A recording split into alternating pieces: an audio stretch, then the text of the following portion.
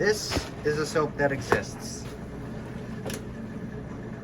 And that is a light that can be turned on. Hold on. There we go. Now we're in the right focus. We're rolling. Oh yeah. No, I just had it not in the right focus. We'll do a warm wash and that'll give us some warm rinse. Full load. Start that up. Dandruff flakes for your laundry. Oh yeah.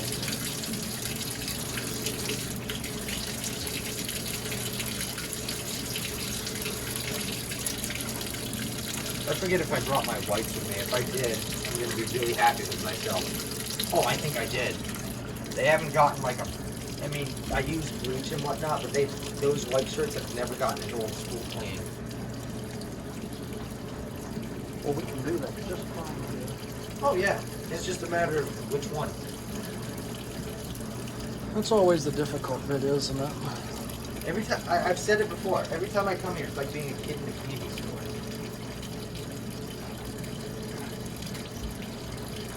I enjoy it here a lot. Oh, you live here. Oh, that's right. Everyone at work looked at me like I grew a second head when I said, yeah, I'm going to Ohio just to play with old school washers. They're like, what? Like, yeah, it's my calling. It's what I do. I mean, how else do you think I make a little bit of extra money? DoorDash? Oh, no. You mean to say you're not a millionaire after doing these videos? No. But I do it because it's fun.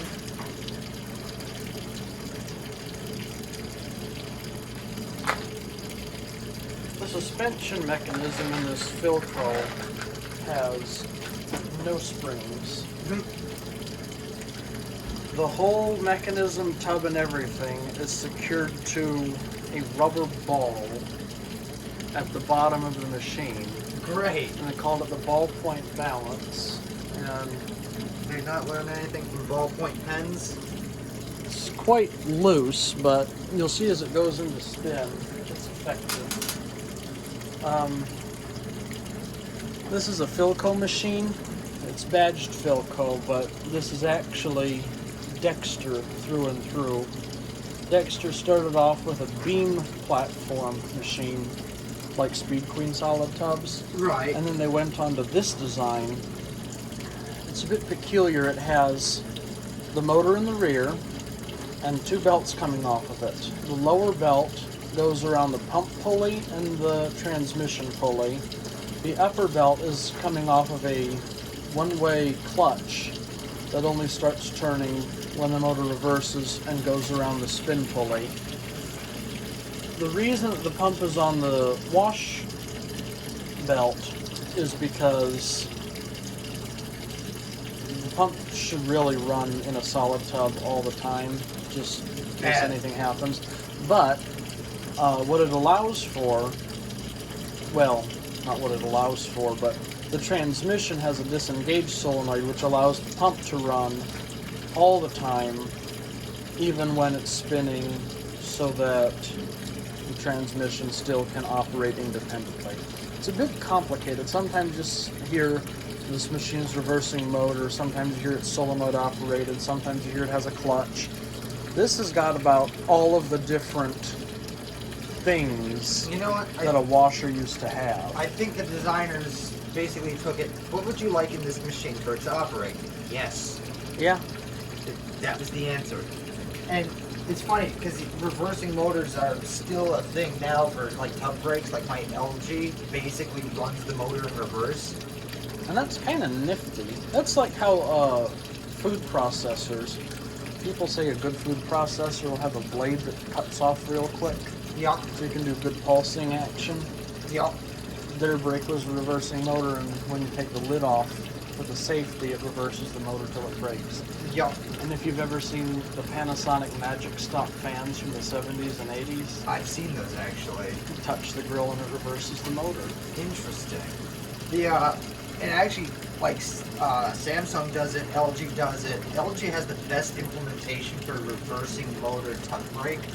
It will come down from 950 to full stop in about 20 seconds. Oh wow. Yeah. But it doesn't sound like it's dying. It doesn't sound like it's being destroyed. Or like a Whirlpool. filter flow. Yeah. Well, modern day Whirlpool and Maytag do a reversing motor brake. But the way they did it, it had to coast for a period of time before the brake could kick in.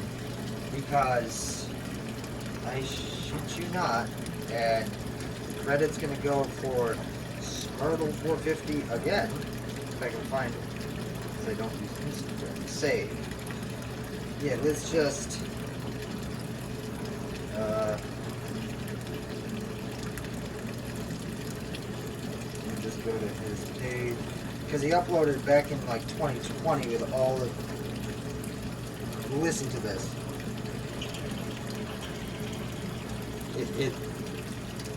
Oh. Okay, he's fast forwarding it. Oh, that sounds like the sensing Wait. noises they make. But now it's running the motor backwards, and then it's going to go back to the other direction. And that's a brushed motor too, so it's burning the f- out of that. And you know what it did that for? Just to accelerate the speed in the same direction. Those things are that they you remember when they released the extra power button on the top loaders? Like it was a big button in the middle of the thing. It said extra power. All it did was an airbrush wash. It was.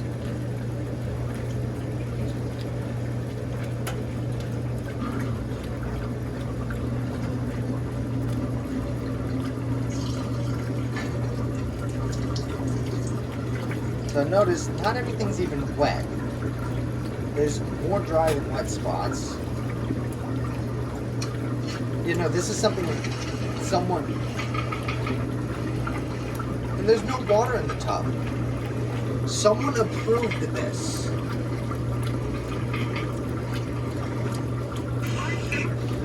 I wouldn't trust that. Someone also approved this spray rinse. This is why I hate Maytag now. That was your spray rinse. It probably still is.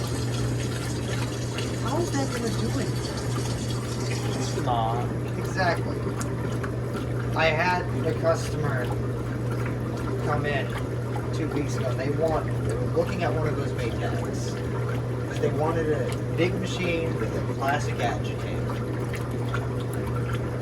And I said, well, if you want something inexpensive that will do okay, you want this GE with a dual action agitator. That's as big as you're going to get with a traditional DAA. And she goes, do you have any other recommendations? I go, if you have money, speak to me. You're not going to find that here. You're going to want to go to a local place. Those are my only 2 recommendations. In all honesty, I can't in good conscience recommend someone a Samsung or a Maytag or a Whirlpool. I can recommend the Whirlpool front loaders because they're okay. Like if you want an efficient front loader, just don't use the normal regular combo. They will use decent amounts of water. Huh. I mean, you remember that video I sent you where we used, I think, like college towels or something. It was using a decent amount of water for that small load. I guess, yeah. You know, but honestly, I can't recommend anything other than a speed meter. Or go do the smart thing and save one of these. Yeah. Sell for a classic tried and true machine. Is that a dishwasher back there?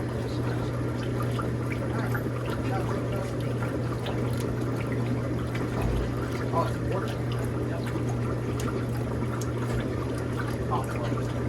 Oh, it is? Is this the one that kept tripping when I was here last? No, that was the other one, like the first design.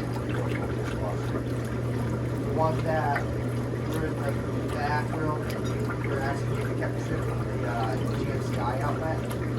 And it kept popping every 10 minutes with the drying phase. It had that little spinning blade to splash it all over. Yeah, yeah. Like that.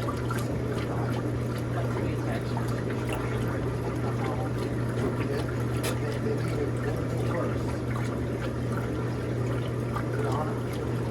gotta start looking into decent portable appliances. I have a goal to move into the city in like 18 months. And as much as I like filming laundromats, the clothes I wash are clothes I'm never wearing again because they're either too small or whatever. I will be damned. Yeah. I've even seen Comfy does decent for the portable market. For a fully 1.9 cubic foot fully automatic top load washer.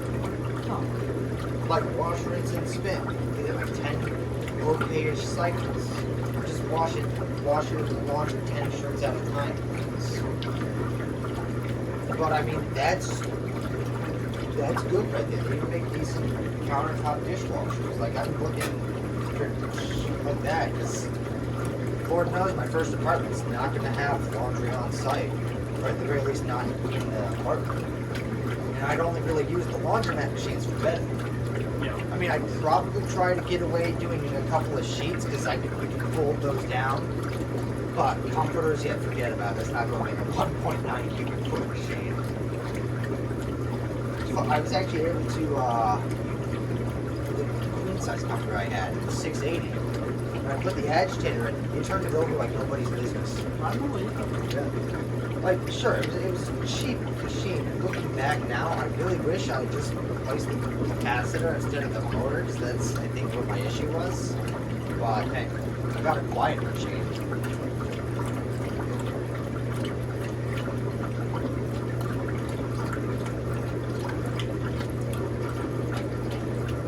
The agitation in that Philco is pretty brisk for a vintage machine.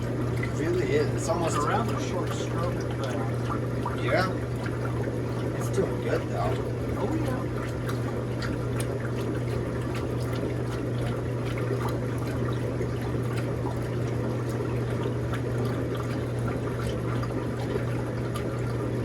So how long did it take you to get all of this set up and running?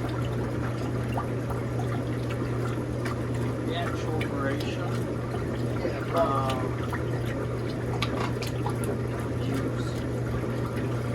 yeah, I see the chair right there. My fat ass is not gonna sit on the table and break it. Oh my sword though.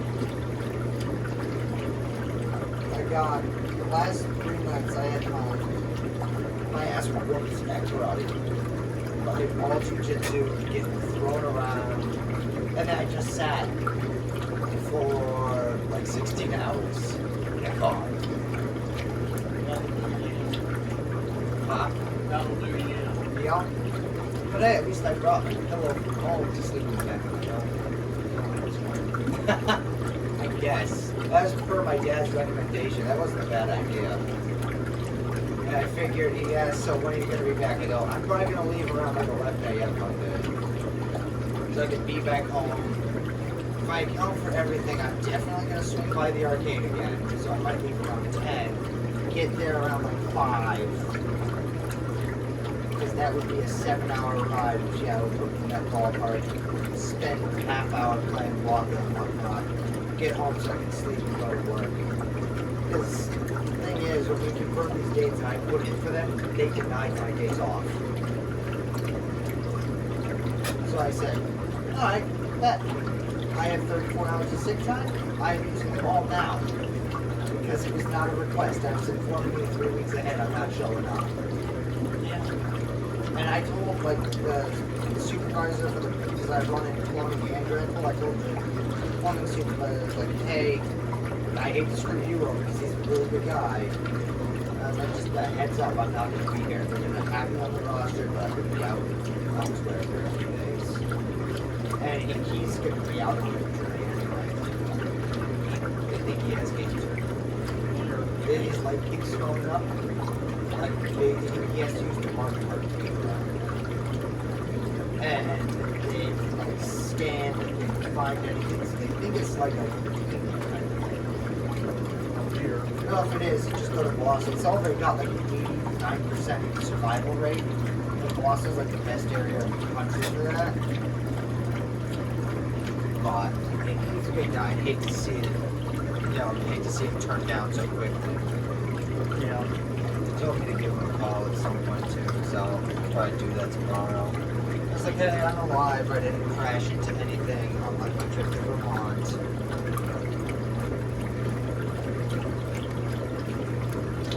I told you part of the reason why I took that trip, right? Was to see if I was comfortable coming here in that car. Well, got your answer real harsh. And God said, you're not taking that car anymore. Look up there for a second. Your car's done.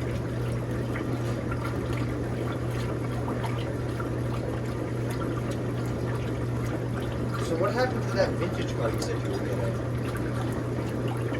It's still around. You never bought it? I did. Well, traded. You still got the Aztec. Is that your shooting crew out there too? No, it's not an Aztec. It's a mine. It's five check. Yep. Yep. I see like one or two of those around where I live. Tiny little things though. The vibes. Yeah, but I can put a washer in it. Nothing wrong with that. Nope. I can't say the same for my car. Unfortunately not. I mean, what can I fit in there besides all of my emergency equipment in a suitcase? Yeah. Again, I like radios, so I can fit some vintage radios in there. I got like 6 of those. Yeah, I have one. You know that flip clock they used in Groundhog Day? No. I got. That's a pretty rare flip clock on its own. But the model above that, or a couple steps away from that, is also really rare. I was given that for free. Oh, cool. Under the guise that the radio didn't work. It took me 5 minutes to figure out the guy who gave it to me had it the switch in the wrong position. Flipped it over and it worked like a charm. I told him about it. I go, thanks for the free radio. Sure helps to turn the burn to the on. Well, he said like the clock works and everything, just not the radio. I'm like, I don't even listen to the radio.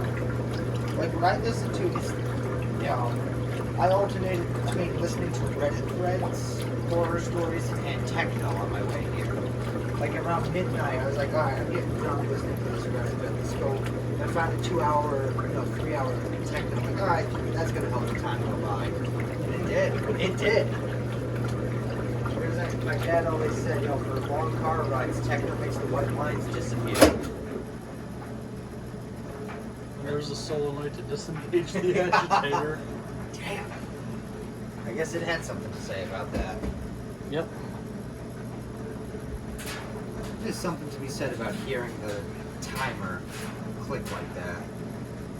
And this thing has both no brake and a very loose clutch. So Great. it goes through 2 increments of just letting the tub spin down before it starts filling for the rinse. Interesting. And I believe the final spin is something like 8 minutes long. Okay. Well, that's a decent amount. I mean, Oh, it's pretty long for an old machine. that's though. true. What are most old machines? 4 minutes? 2 to 4?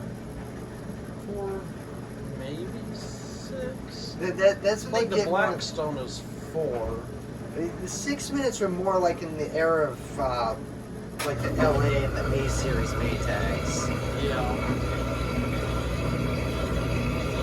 Oh, whatever happened to that Harvest Gold tag on my first trip out here? That got parted out. Oh yeah. 'Cause that was leaking like a sieve. Yeah, I had a good friend of mine actually gifted me a few machines, and he was having troubles with a Maytag he had, and I said, by all means, please take this and use it to Yeah. your advantage. Yeah, give some of it a second life.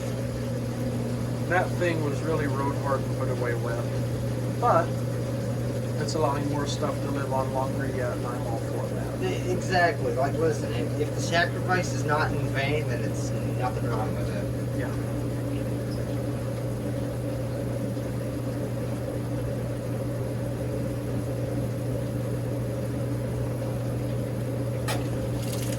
Spray rinse in a solid tub.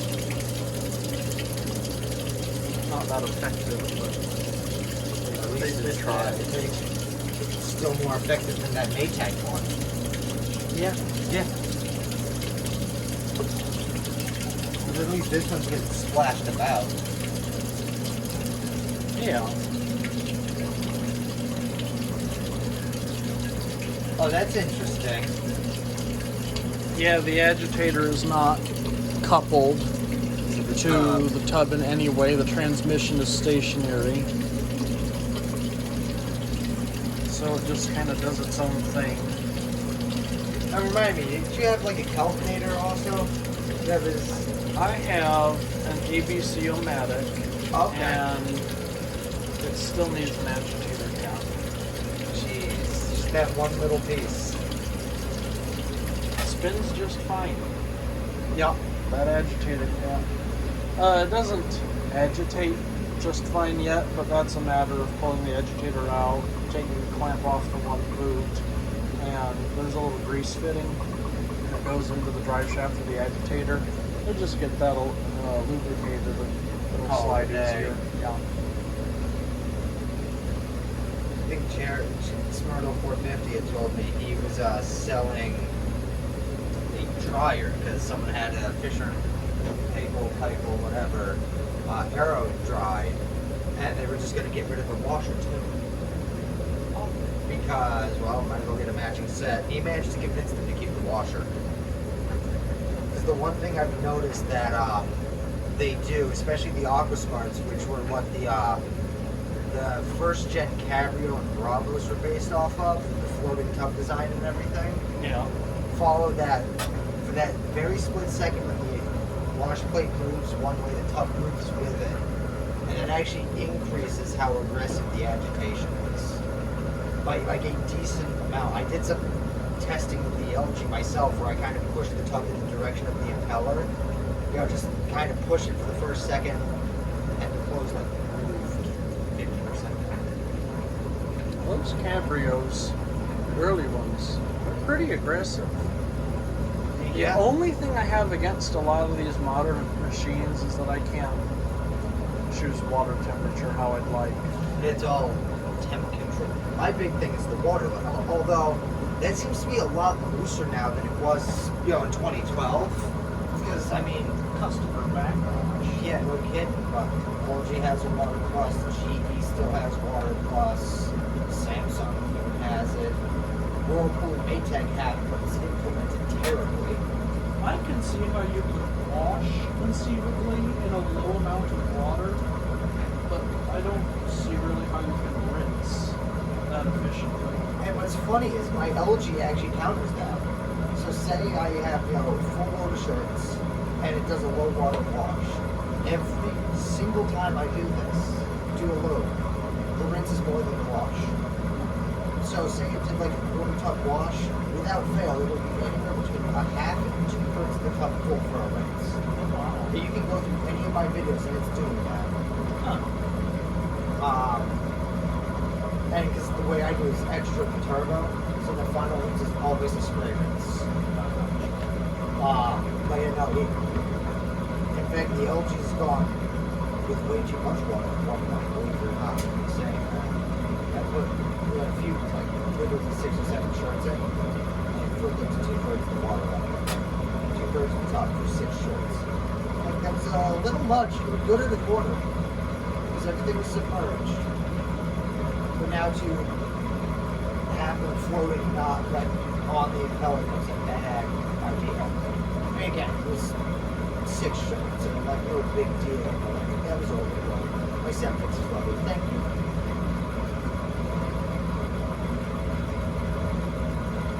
LG added again. It's personality. It's the one thing I've never liked about it.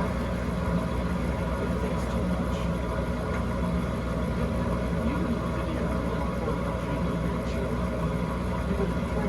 I did. I didn't do the G. Is that something you would want to do? Yeah.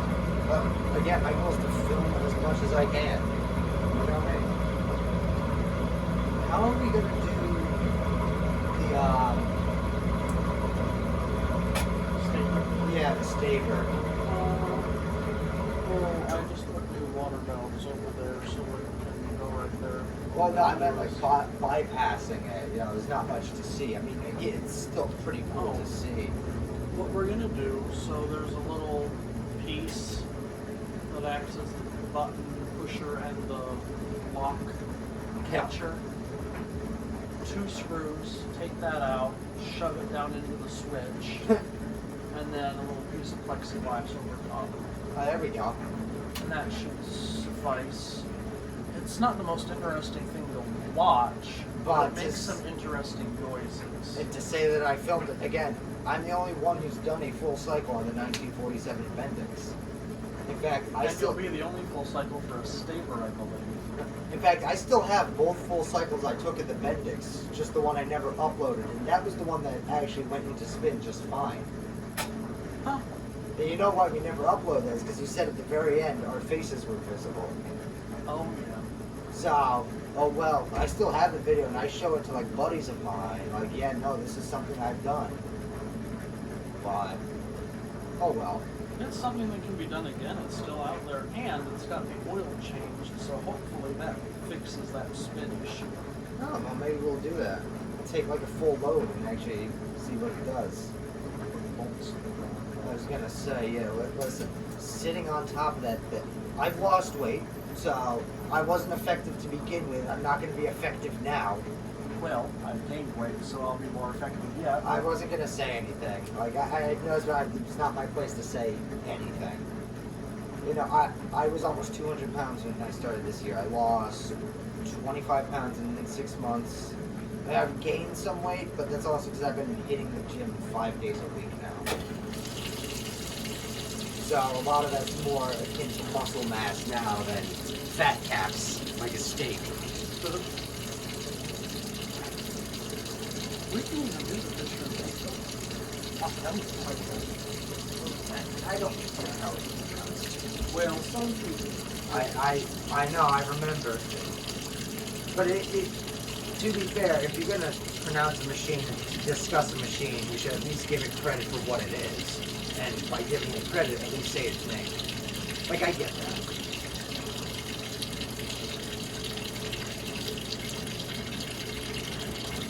It's a shame they don't make their machines in the U.S. market anymore. They only sell, like, in Canada and Australia. I thought you could buy a picture of Philco, but it just wasn't based on that platform anymore. Not that, as far as I have a machine now or something. Oh, well, yeah, no, F&P is owned by Haier, but they're still doing, like, the reason Haier bought them is for the smart drive system, which they implemented in some of the GEs. They implemented it portably, but that's what gave, like, the refreshed 720 and 725 when they decided to stop doing wash to rinse spins. That's what gave them that very quiet motor, because they were using a smart drive motor. However, there was a deal. The reason they came into the U.S. market to begin with is at the same time when Bravos and Cabrio came out on the F&P platform was they struck a deal with Whirlpool where we get to use your factories to produce our machines for the American market. In exchange, we'll give you our technology for your machines. The deal ran out in 2015. And that's why they aren't really in the U.S. market anymore, and why the Cabrio and Bravos have turned so shitty so fast after 2016. Huh. I remember my grandparents had a Kenmore Elite Oasis, same plaque. I absolutely loved that thing. It had no glass lid, but I would stand in front of it at 8 years old, just with my ear next to it. Somewhere there's a picture of me, 8 years old, in my SpongeBob pajamas with my thumb up, smiling, right next to a machine I cannot see the interior of as it's running. And they ended up getting rid of the machine. Because it was the common point of failure was suspension rods. And it broke, and they said, well, screw this. And then they moved houses, and they had the Kenmore Elite that was made by LG. That was actually a really cool machine. It seems the Kenmore Elite brand is like that one chick in high school. Everyone's been touching toes with her. Come on. I mean, There's Kenmore leads by Samsung, by LG, by the Whirlpool. Samsung. I've seen a couple. I didn't know that. Oh yeah, no, it's just a slap a label on. Because I mean, they were owned by Sears for the longest time. It's like Cobalt. Yeah. Or no, not Cobalt. Craftsman, yeah. They were owned by Sears, but literally they are a reskin of DeWalt now. That just loads happens to home. Like You can't even remember who all Kenmore put their name on the washing machine because they have, of course, Whirlpool for the longest time, but they also have different, like for the smaller stuff, they did that Nesco and different Japanese brands in the 70s for the twin tubs. yeah, And this sort of WCI for the front motors. I remember that. I forget, there's this, I think it was a Kenmore lead. My neighbors used to have one. I remember they actually let me watch it for a period of time. But it had, I saw one when I was in Washington 95, probably almost a year ago at the flea market where he lives. It was a small, like 3.2 front loader, and it had like, two small knobs for water temperature and spin speed, I think. It had 3 lights at the top. One was like extra rinse, cycle done, like door lock, and then it just had a mechanical dial, and that's all it was. I think it was 10 more. Yeah, probably like Consolidated Industries. Yeah. Well, at that time it was Electrolux, but they stopped all that. Right. Yeah, I mean, it was a pretty cool machine, all things considered, for a front loader. Like, I had never seen anything like it. I mean, how often at 8 years old do you see a mechanical dial front loader? Well, for you, probably all the time, but...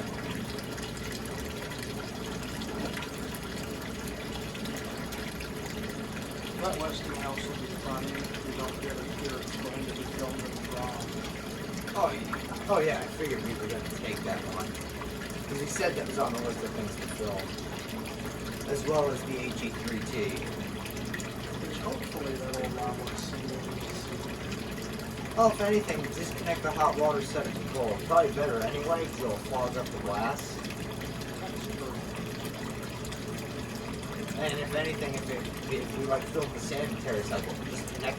Oh no, wait, because it's the actual solenoid. Yeah, and we can't do the sanitary cycle because it requires hot water. It's not getting hot water or the electric. It doesn't have an onboard. I swear that it had an onboard heater. It does, but it won't heat the water unless it's already hot. Okay. Yeah, that makes sense. It's doing something. Should hope so. Right. It is a washer.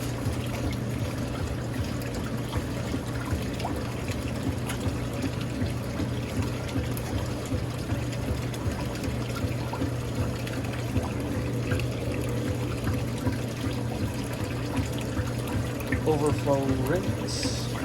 That's nice.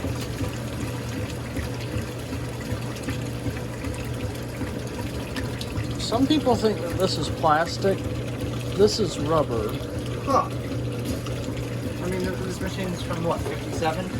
Yes. Plastic's not really a big thing back then. I mean, it was a thing, but not a big thing like today. No.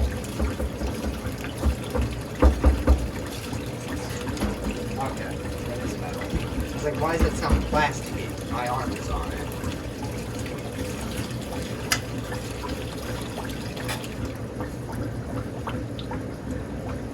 There you go. Most of the sud's gone already. Yeah.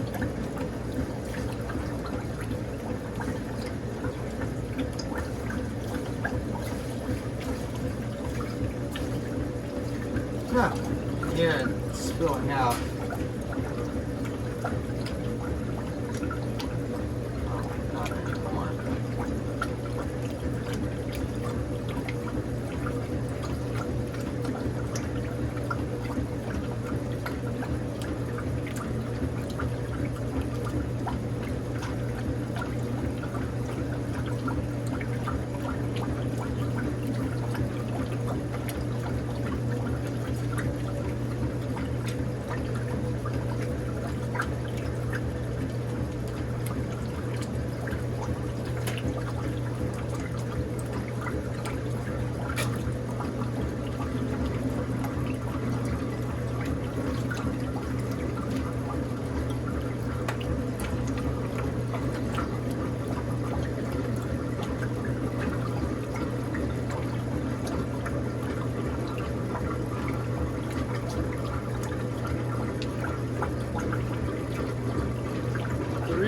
for those screws, bolts, Yeah, the lip of the top tub. rim.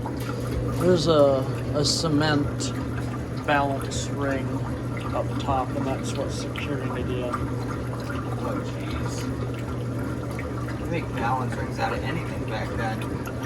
Frigidaire did theirs out of shavings from their factories, metal shavings. Really? Yep. Well, they were owned by GM, so I believe that. Surprised they didn't use used motor oil.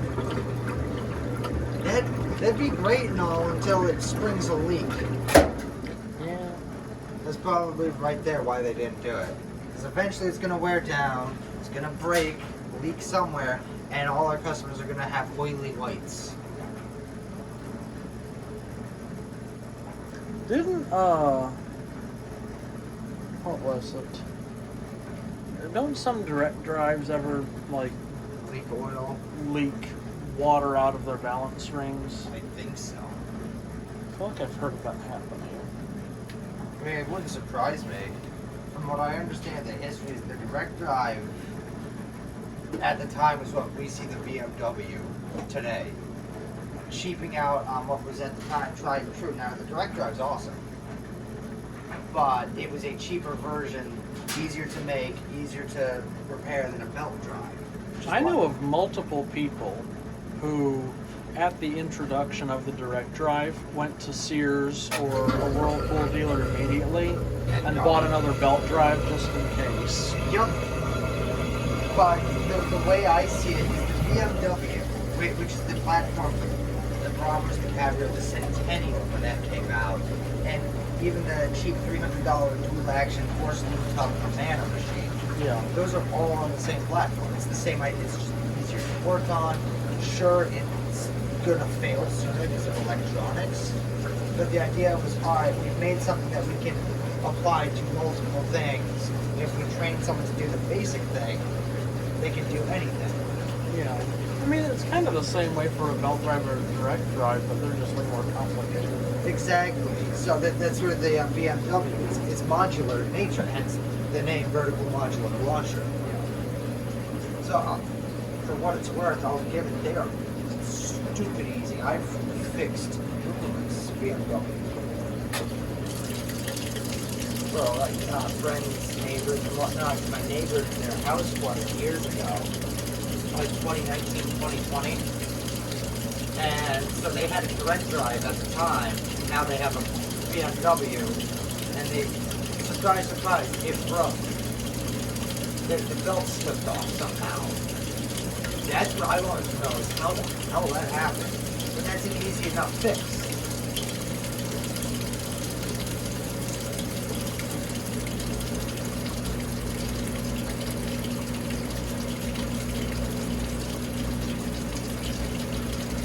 I have a buddy who's showing it, because he knows I went to Ohio.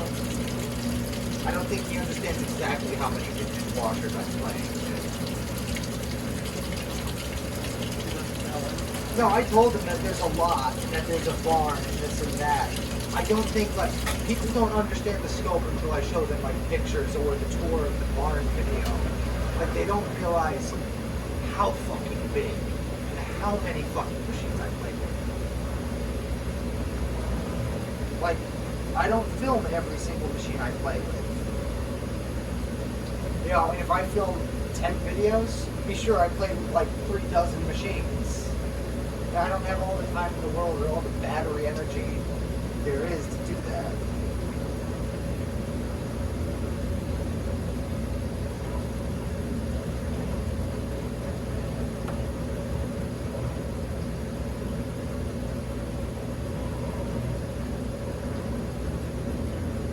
Did you ever find another job? Or are you just kind of relaxing now? Well, here and there, different things. There you go. Better than nothing. Yeah. I think I don't know what I'm looking to go back to school. I'm thinking either computer engineering or computer science. Or, you know, fucking get an associate's degree in both. Yeah. So I want to go to a school in Boston. Even if I just transfer to a Home Depot in the Boston area, that's going to pay more than the one out here. Boston area will pay more because it's Boston. So even if you're doing the same job, we'll get an extra $3 an hour. I live in Boston, I can sell the dart, get a 2000 Honda Civic that's paid off, that I don't care if it gets scratched and broken into. I love that.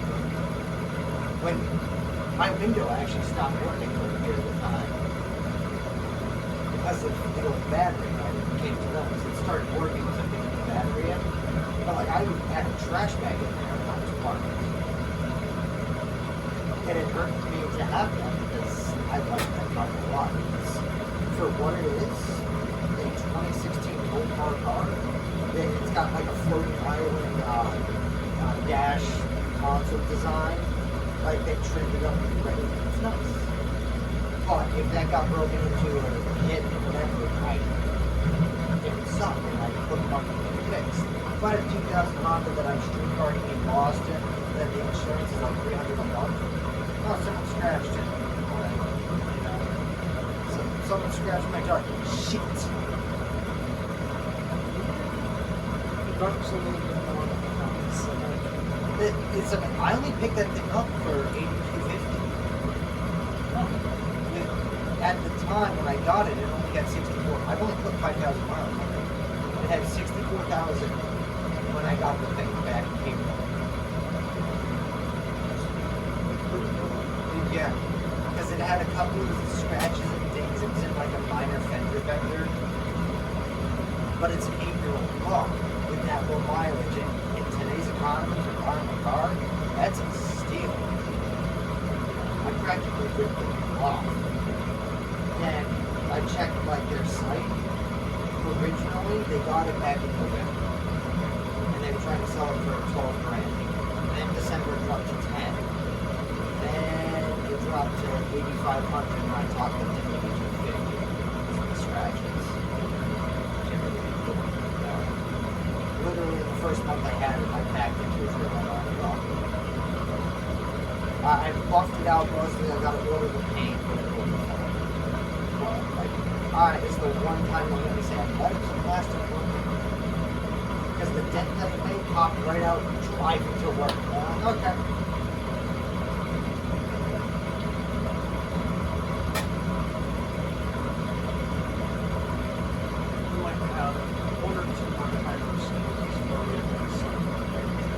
Timer sneezes.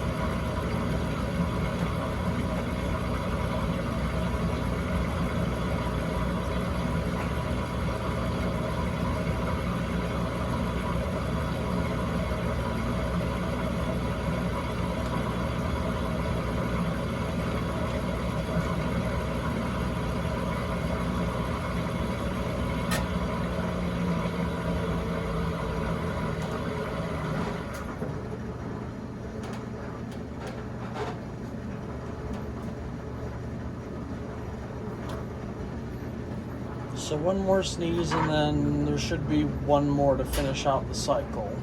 And that'll shut the light. Well, no, it won't shut the light off. Yeah, that's a switch thing. Can't fix that. You're not wrong. I think this is a fun little machine. It is. And it's quite a large capacity for its time. Same with the Blackstone. You know, give me something of this size any day, because I know whatever I throw at it will be clean. Mm-hmm. And not clean in 3 hours, clean in 50 minutes or less. Yeah, this is taking us, what, we're on 45 minutes now? This one was 41, I think. Not bad. Again, that fucking front loader took 2.5 hours. On a cycle that was supposed to only take 1 hour and 50 minutes. I will pass. Yeah. And the thing is, they're stupidly sensitive. That was its problem. It could have taken, out of all the attempts for spinning, it probably could have taken at least a dozen of them. But it was too overly sensitive, and it decided, no, we're not doing that.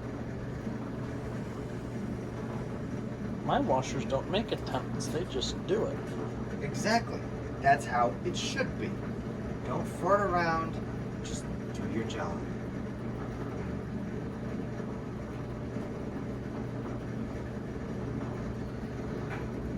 "46 minutes. That's not bad. I'm just gonna stay here and do another sneeze and that's it. I don't know if it will, because it's spun all the way down and that takes 2. We're gonna sit here for another minute and then call it quits.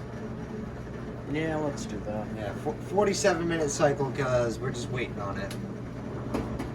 Well, 1957 Philco. Pretty good washer. Pretty good automatic washer. Automatic indeed it is. Good. I wouldn't want to have to just squeeze my clothes out halfway through the cycle before it starts rinsing. I really just don't want to do that.